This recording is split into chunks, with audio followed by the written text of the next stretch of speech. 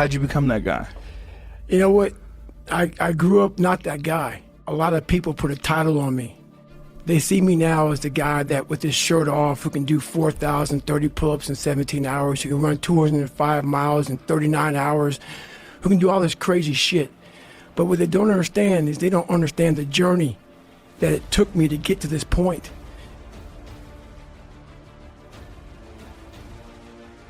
I was that guy who ran away from absolutely everything that I got in front of me. And it just got worse and worse and worse. And the shit haunted me. And that voice that I talked about, it kept talking louder and louder and louder, but I was doing nothing about it.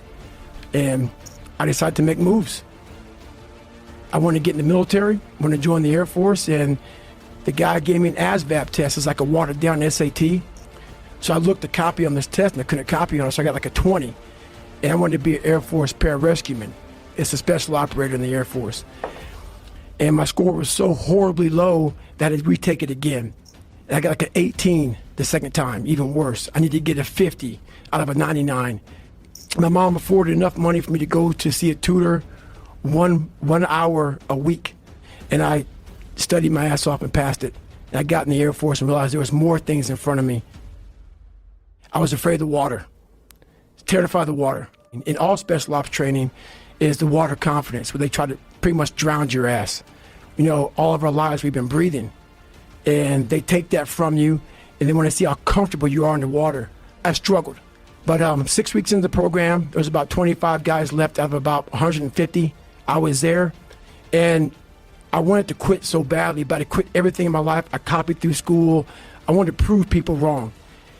And so here I am in this Air Force program, starting to get a little more confidence, but this water was kicking my ass. And 6 weeks into the program, the doctor gave me a blood test and realized I have sickle cell. So they put me out of training for a week. And when you go from being very uncomfortable in that water situation, and then now you're comfortable, and I'm sitting back watching the guys drown, I'm not part of the activities anymore for this week. I didn't want to get back in that damn water again. So the fear overcame me. And even though no one knew how fucked up I was, kind of create this other person who was tough, I live with this shit all the time. So me not wanting to go back in that water, the doctor called me back up. I thought I was going to get like a medical kick out of the military.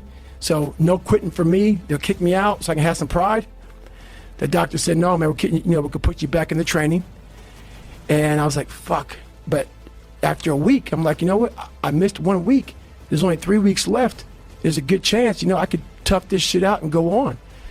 But I went back to the CO and the commanding officer of the program, and the sergeant said, hey, you got to start from day one because you missed, that week of training. And I broke. I couldn't imagine going back through that again. So I made up a lie. And I said, man, the sickle cell thing is really scaring me. And I pretty much quit. Even though they gave me a medical, I quit.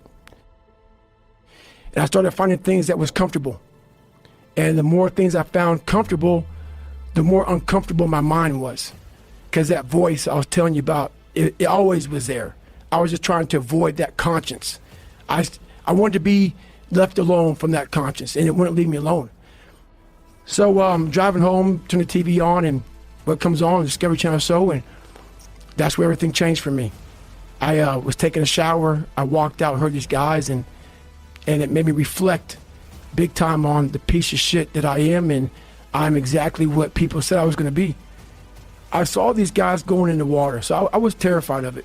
But a lot of us have these fears that you just don't want to fucking face. And I have a lot of them. I had a lot of them. But I was watching these guys going through Hell Week, Class 224, and these guys ringing the bell, quitting, dropping their helmet down, rolling out. A lot of guys just leaving. And it made me reflect on my fears, my insecurities. And I saw real men, what I thought were real men who were staying, who were overcoming adversity, who were overcoming all these different things. And so I sat there for a while and I was like, man, I got it. No one's gonna fucking come to help me. No one's gonna fucking come to help me. It's fucking me against me, period. So I had to man up. And I said, the first thing I gotta start doing is facing every fucking fear I have. No matter what the fuck it is, man. I had two options. To either be that 300-pound guy who sprayed for cockroaches and made $1,000 a month, or I can totally just sack it up and fail and fail and fail until I succeed. I said, I'm gonna go be a fucking Navy SEAL. So there's a weight and height limit to get in the military. And I was 6'1" and 297. So I called all these recruiters up and all of them said, hey, how tall are you, blah, blah, blah, blah. They got into conversation to see if I was even qualified. And by the time I got to my weight, phone would hang up pretty much like, hey, you know what, call somebody else, try to get in the reserves. So I tried to get in the reserves. To get into the class I had to get into, I had to lose 106 pounds in less than 3 months. And I went home and I started working out like somebody. I became the most obsessed person on the planet Earth. I had to invent a guy that didn't exist.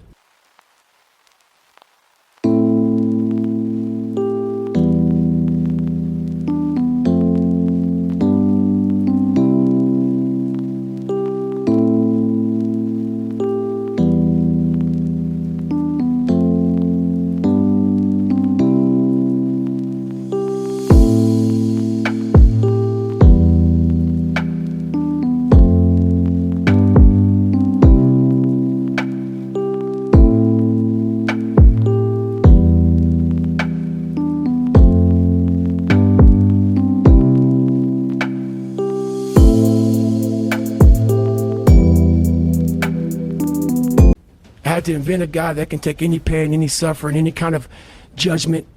I had to build this callous mind, and I built it through suffering. I built it through downright fucking just crushing myself. If it was raining outside at 3 o'clock in the fucking morning, if it was snowing, the first instinct is don't go out there and do shit. My instinct was, we gotta fucking go out there. Anything that was fucking horrible in my life that I would normally say no, that was inhumane to most people, I had to go do it. And I started callousing my mind at this point in my life. And I lost the weight. And I went back to recruiter. I got into that class. I didn't stop anymore from there. And I started realizing through this process,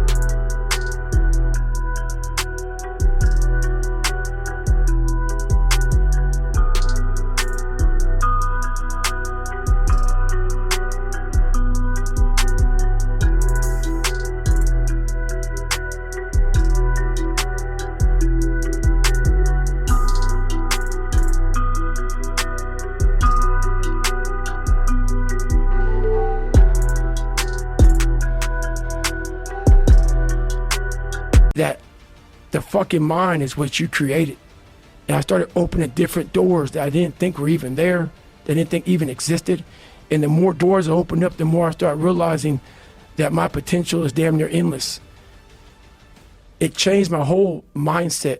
That journey is a priceless journey that is hard for me to even explain to people because it sounds so quick and easy. Like I lost this weight and I went through 3 hell weeks. I went to Ranger School, went to Delta Force Selection, whatever it is. It was brutal.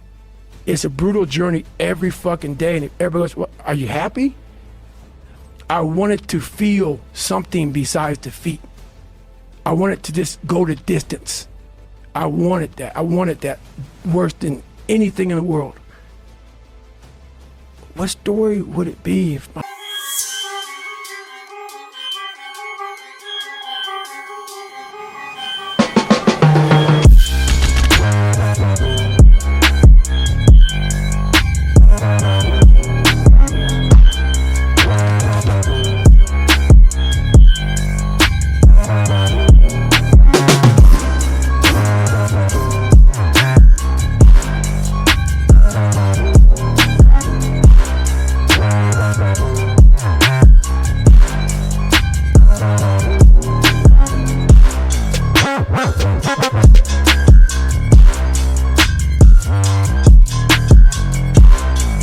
A